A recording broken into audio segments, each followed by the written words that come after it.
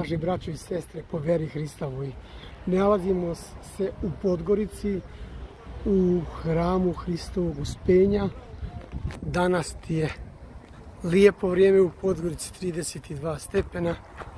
Pitao sam gospodina Žarka ovamo za dozvolu, za blagoslov, da li smijem snimati. Rekao je da mogu sve snimiti, čak ću mogu doli i kriptu da snimim i to je to.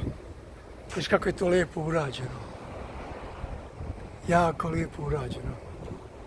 To je to.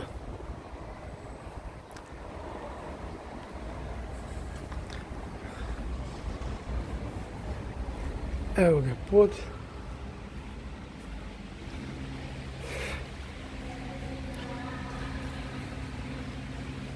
Hram Uspenja Isusa Hrista u Podgorici.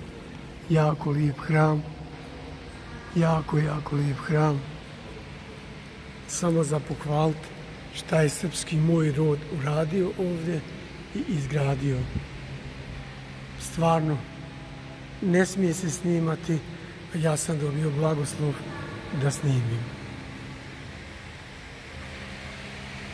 Jer ovo će biti sve objavljeno na YouTube-u sve. Jako lijepo.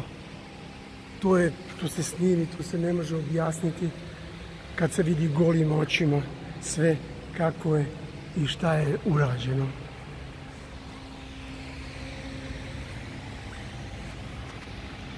Pozdrav svima iz hrama Uspenja Isusa Hrista u Podgorici.